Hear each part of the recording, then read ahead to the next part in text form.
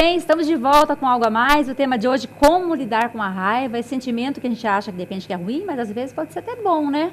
Não é isso? Falamos que às vezes é necessário realmente ter a raiva. E quando você dizia sobre esse sentimento, e nós comentávamos antes de começar o programa aqui, que a raiva, essa raiva para dentro, você comentou, né, que a raiva aquela raiva guardada é a pior, pode ser a pior? Eu acho que é tão ruim quanto, né? Mas então, também faz muito mal, não tem? Pois é, algumas pessoas que a gente vê aí que acontecem barbaridades, pai matando filho, filho matando pai, e aí vem aquele questionamento, né? Todo mundo pergunta para os vizinhos, como é que era essa criança, como é que era essa adolescente?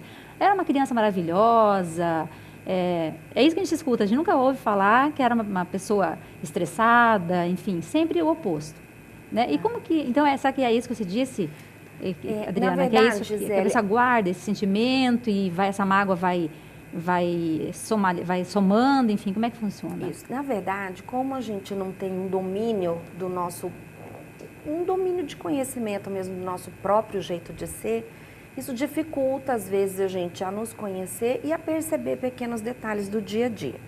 Quando uma criança, um adolescente, um adulto chega a cometer um ato como esse, ele pode até não ter um comprometimento psiquiátrico sério, né, André? Mas em alguns momentos da vida dele, ele deu dicas. Algum comportamento ou outro na escola, com a convivência com os amiguinhos, alguma dica ou algumas dicas ele foi dando no decorrer dessa caminhada que chegou até aquilo. Acontece que pela correria do nosso dia a dia, pai e mãe trabalhando o dia inteiro, chega à noite, quer brincar, é fazer tarefa, é cumprir com a obrigação do dia a dia, né? Fazer tarefa, olhar o que tem para o outro dia, etc. e tal, a gente perde em qualidade nesses momentos de estar observando esses pequenos detalhes. Então, por exemplo, como o Francisco citou no início, eu vou usar o exemplo dele. A escola chama os pais para conversar sobre algum comportamento que a criança tenha tido. O pai e a mãe, eles nunca vão de coração aberto mesmo para saber o que a escola tem para falar a respeito daquele comportamento. Eles já vão armados. Você quer um medo? Sim, claro. Poxa, você falar do meu filho, né? Aquilo que eu pude colocar no mundo de mais precioso, a minha obra mais bela, e você vem apontar um defeito dele, para essa questão para a pessoa que não tem uma maturidade emocional, equilíbrio emocional legal, ela vai receber isso como uma ofensa e não como um alerta. Estamos chamando você para conversar, porque esse comportamento foi diferenciado e a gente precisa observar. Porque às vezes pode ter sido um fato isolado, como isso pode ter envolvimento com outras atitudes, com outros comportamentos da criança. Então isso dificulta muito a percepção desses comportamentos, dessas dicas que as crianças mesmo vão dando para a gente no dia a dia.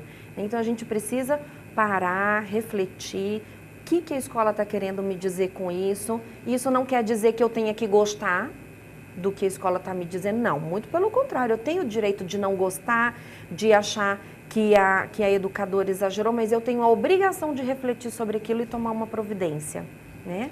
E esse é o diferencial daquilo que o André já falou, desse meio que colabora para o desenvolvimento dessas atitudes, desses comportamentos no futuro inadequados. Eu acho que a gente tem visto cada vez mais esse distanciamento um pouco da família nisso, né? A família tem, eu tenho percebido, terceirizado isso para a escola, para a psicóloga. Então você vê lá a criança de 3, 4, 5 anos, vai para a psicóloga, vai para não sei o quê, porque a família está meio que, talvez o distanciamento pelo nível hoje que se vive de estresse, de nível de vida de trabalho, de falta de tempo em que as pessoas, né?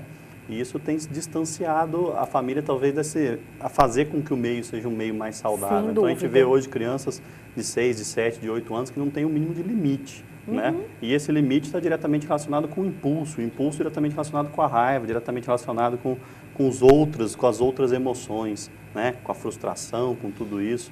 Então, a gente, geralmente, quando acontece uma barbárie dessa, vai procurar um psiquiatra. Poxa, o que essa criança tinha? Ela tinha um problema psiquiátrico que ninguém viu? Não, às vezes não era um problema psiquiátrico. Às vezes ele não tinha uma esquizofrenia. Quando o cara mata, quando o cara faz alguma coisa contra ele ou contra o outro, ele era louco, ele não via, ninguém viu, passou no psiquiatra ou foi e a família não percebeu. Não, às vezes é uma expressão daquilo, desse impulso, é um momento, a gente tem que ter o impulso, muitas vezes, é um momento, um milésimo de segundo em que ele teve um impulso, em que ele pode ter matado, em que ele pode ter feito algo contra ele mesmo, em que ele pode reagir a uma situação, a uma frustração. Então, quando acontece isso, todo mundo, pô, é doente. Não, deu sinais? Pode ter dado sinais, mas nem sempre esses sinais nos deixam identificar o quanto isso também pode, a que ponto isso pode chegar. Ele deu sinais, ele gritava com os pais, ele batia nos amigos na escola, poxa, mas daí até ele matar, daí até ele, é difícil da gente precisar isso, até porque isso tudo é acumulativo, essa raiva,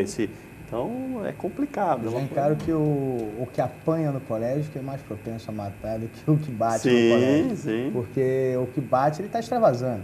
Ali, tá. O que está apanhando é aquele ditado, né?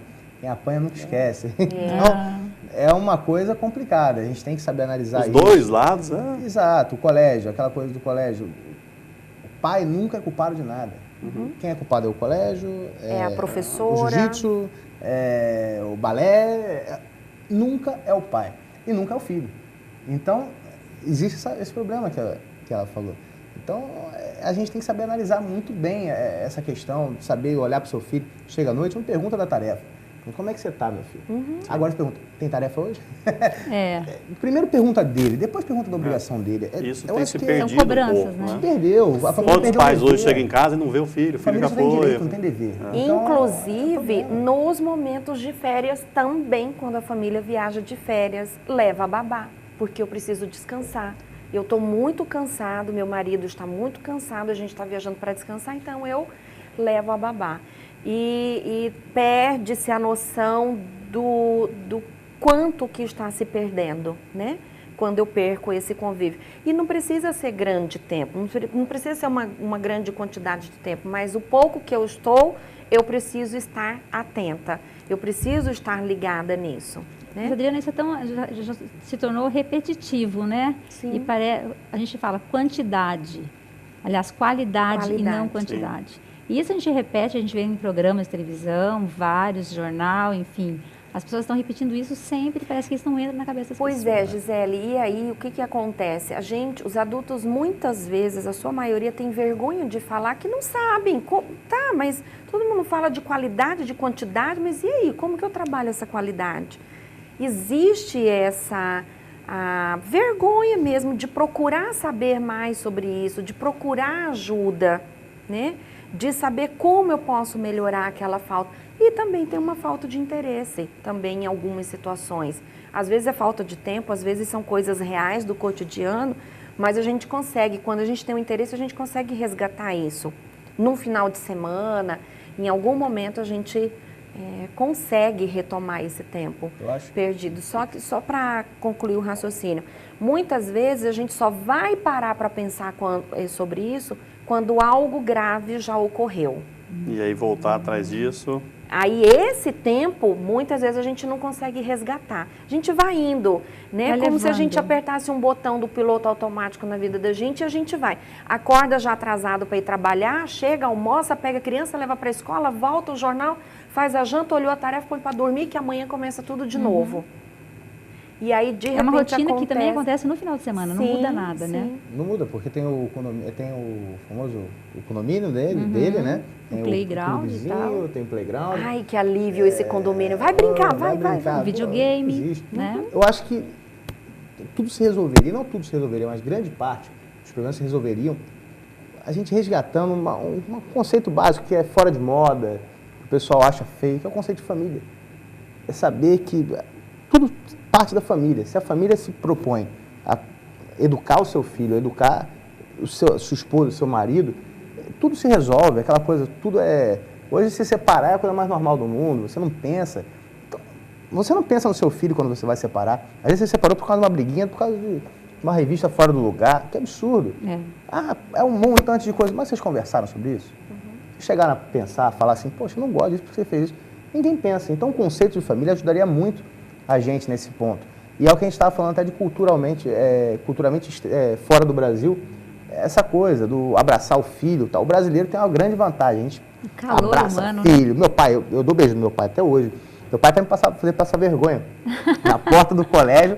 Você pagou. Beijo, pô, com pai ainda, beijo, você não sai do carro sem beijo. Beijava sem raiva. Só que aquilo ali, eu dou beijo no meu pai, dou beijo nos meus tios, eu dou beijo em todo mundo, não tem problema de dar beijo em ninguém. Mas só que eu vou ser menos homem por isso? Não vou ser mais homem ainda. Porque o homem não tem que esconder nada, aquela coisa do machão, não sei o quê. O homem tem que chorar, o homem tem que saber fazer tudo isso. Porque se a gente externaliza essas emoções, eu acho que a raiva é uma emoçãozinha pequena, tão ínfima, que não vale nada. Ela perde a gravidade. Perde a gravidade dela. total. O cara chega, minha mulher briga comigo, aí pá, toca o terror. Eu fico só olhando pra ela. Pai, você não vai falar nada. Você conta se eu pra falar, eu tô errado. Não é hora de falar nada. Não é hora de falar nada. Não pode, a gente não pode. Se você sair, vai, sai, volta, mas volta pra casa. Pensa na tua família, pensa na sua esposa. Não pensa só em você. Hoje a gente pensa o seguinte, meu sapato. Egoísmo, né? Isso, que meu sapato nada. Mas eu meu acho que esse é o sapato, grande posso dar problema hoje, é o egoísmo, né? A pessoa, ele, passando os outros para trás, querendo só o ter, né? Então... E esquece do filho, eu acho Esquece absurdo o cara ter egoísmo com o filho. Eu fui criado com meu pai não comprava nada pra ele, meu pai comprava tudo pra mim. A gente não tem uma situação financeira boa. Não tinha essa, meu pai nunca teve carro do ano, na verdade, carro de 20 anos. E aquela coisa, mas eu ia para Bahia, pra família. eu ia para os Estados Unidos, eu ia para a Europa, eu ia para tudo quanto é lugar, lutar. Ele investia tudo em cima de mim. Como é que eu não vou dar esse retorno pro meu pai no meu dia a dia, sendo um bom filho, dando um beijo nele, agradecendo ele todo dia? É isso que a gente tem que ter. Só que a gente esquece, tem aquela fase burra, né? Que é a fase do adolescente e tal, a fase burra, que a gente esquece de tudo. Essa fase é complicada. Mas é uma fase que a gente tem que lidar. Eu sofro muito com isso na academia, porque esses garotos são bons demais. A gente dá uns quedão bom neles e resolve. Mas a gente conseguir olhar um pouquinho assim. Eu acho que se a gente tiver essa noção de que a família é muito importante, ela é responsável por tudo, pelo erro e pelo acerto, tudo acho que andaria de uma forma melhor. A raiva seria muito mais bem controlada. Você ensinar seu filho a chorar, você ensinar o seu filho a perder, a ganhar. Não existe essa coisa. Vamos dar medalha de ouro para todo mundo. Tudo verdade. bem, vamos dar medalha de ouro para todo mundo. Chateado, até né? uma certa idade. Depois ele tem que aprender a perder. Né? Às vezes ele tem que levar a medalha de ouro. Eu já vi garotinho de 6 anos. Mas por que eu ganhei o ouro? Eu perdi. Opa, esse garoto vai ser bom. A gente já perdi, eu quero a outra. A prata é mais bonita também, né? A ouro não é muito bonita, não. A gente precisa perder esse medo de frustrar as nossas crianças, né? Porque é essa frustração que vai fazer ele perceber que nem tudo é sempre legal, que não é todo dia que a gente ganha presente, que não é todo dia que a gente tá de bem com a vida. Que a gente não tem controle sobre tudo. Que a gente, exatamente, André. Quando ele cresce achando que ele tem controle sobre tudo, ou que tudo vai sair do jeito que ele quer, ou do jeito que ele acha que deve ser, ele vai se frustrar muito mais. E a gente deve externar tudo isso perto dos nossos filhos, por exemplo, a raiva, de repente falar um palavrão, ou tem que ficar se cuidando o tempo todo, se monitorando para não falar? Gisele, esse comportamento ideal não dá para a gente falar, porque a gente não vai conseguir. Eu posso até falar bonito o que está escrito na literatura, mas eu tenho certeza absoluta que não é o que a gente vai praticar, né? Eu estou aqui hoje falando sobre raiva, controle de raiva, o Francisco, o André, e isso não quer dizer que a gente está isento desse sentimento, muito menos tendo todo esse conhecimento, a gente também não está isento de uma hora ou outra errar a mão, pesar numa palavra, dar uma resposta maldita num momento inadequado, ser grosseiro. Nós não estamos livres disso, né? O problema para a gente é um pouco maior porque a gente faz imediatamente, reconhece o sentimento de culpa, pá, fica ali e você tem que voltar atrás para retomar aquilo, me desculpa, tal. Mas é assim, a gente precisa evitar os exageros, né?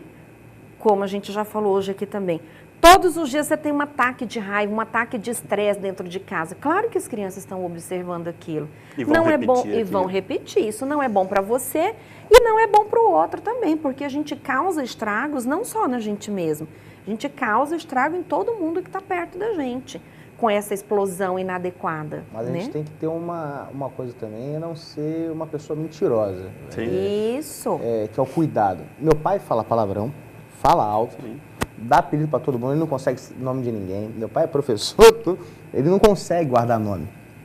Só que uma coisa que há muito tempo atrás eu venho observando e venho escutando também. Às vezes um palavrão, não é o palavrão, palavra que vai ofender, ela não é um palavrão em si, o palavrão não é o palavrão em si. Seu filho vai para o mau caminho, né? Exatamente, mas o que a pessoa entende por esse palavrão, que é o problema. Você olhar para a pessoa, xingar ela apontando o dedo, opa, isso aí é um tiro na cara. Agora você tem todo um contexto, né? Exato, também não dá para tentar deixar que esse ambiente ninguém fala besteira, isso, ninguém... aquela coisa travada. Aqui não tem problemas, nós estamos também... Não pode. Meu pai tem agora um bordão que eu acho horroroso, mas ele adora. Todo mundo é condenado. Ele chama todo mundo de condenado. Ô, condenado, ô, condenado. Aí fica aquela brincadeira. Só que ele é um cara de um coração gigante. A gente dá aula, ele dá aula na PAI, dá aula em projetos sociais, em CRAs, em vários lugares. Ele chega no lugar, as crianças vão. Criança olha a pessoa que quer o bem, que fala a verdade, que está ali, que pergunta para ela como é que ela está, como é que está a mãe dela, como é que está ali, aquele dia a dia. Principalmente na PAI, onde eu tive maior assim, admiração pelo jeito do meu pai, porque eu sempre briguei muito com meu pai com isso. Eu sou meio controlador com meu pai. Pai, segura aqui, segura ali, pai, vai aqui e tal. Lá, pai, ele não consegue. Então, as crianças da PAI, elas saem da sala de aula. Vão entupindo, o amor vai em volta ali a ele, é diferente. Aí ele fica ali, Chicão, tá lá 10, 11 anos a gente tá na PAI. E eu não consigo fazer o que ele faz, mas ele faz maestralmente. Às vezes com uma palavrinha que ele fala para aquela molecada toda, já ganharam um dia. E isso é muito legal, né? É a pessoa ser natural. Acho que a família tem que ter a naturalidade. Se você está acostumado a falar um palavrão, torna aquele palavrão natural, mas você ensina para o seu filho que lá fora não vão entender esse palavrão da mesma forma. Então, a pessoa se controlar.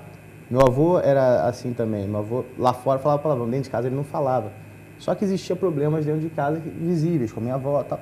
Então, são coisas muito pessoais, que aí já entra o caso dela, eles vão saber levar. O meu caso de vida é basicamente esse. Eu tenho um pai explosivo, um pai que fala, xinga e faz tudo. Só que ele me transformou numa pessoa que calma, uma pessoa que eu consigo analisar as situações.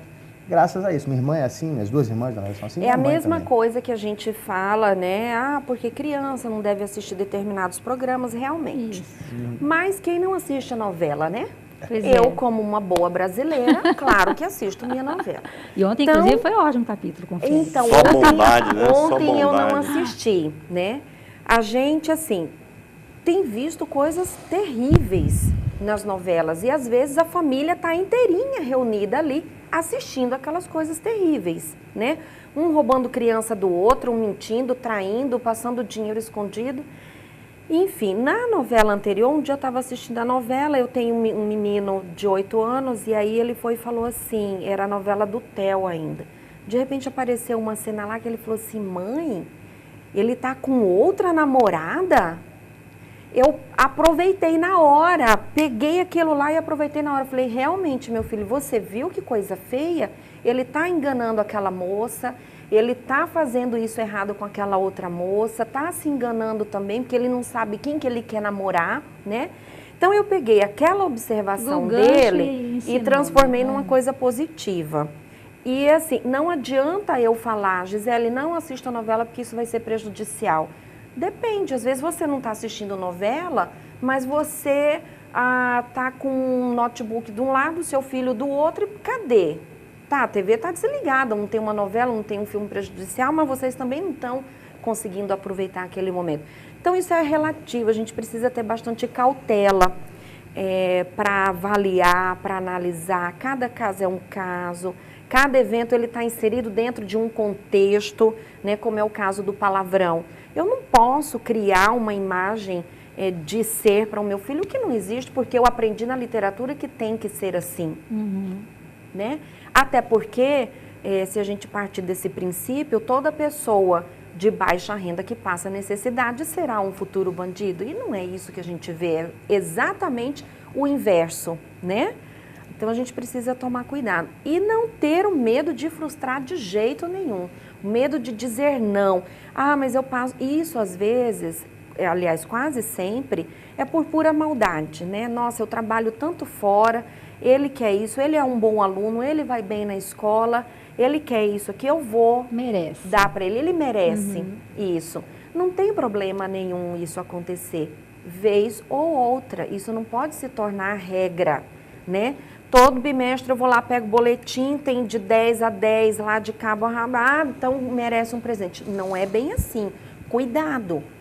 Porque eu estou passando uma ideia para ele de que toda vez que ele tem uma boa atitude, ele vai ser recompensado. E no nosso dia a dia não é isso que acontece. E aí, quando não tiver mais isso, né? Faltar no seu trabalho, você não faz mais do que sua obrigação, não é mesmo? E aí a gente começa a criar esse futuro profissional, esse futuro cidadão adulto lá. Às vezes o meu fala assim para mim, você é a mãe mais chata do mundo. Sabe o que eu respondo para ele? Também sou a pessoa que mais te ama, meu filho. Vamos lá, vai fazer o que eu estou mandando mesmo assim. A gente não pode ter esse medo de ser a chata, de ser a rabugenta, porque se eu não ensinar ele, alguém vai ensinar. E eu não sei de que forma vai ser não ensinado. sabe de que forma isso vai Exatamente. acontecer. A gente vai para o intervalo, o tema de hoje, como lidar com a raiva, a gente volta num minuto.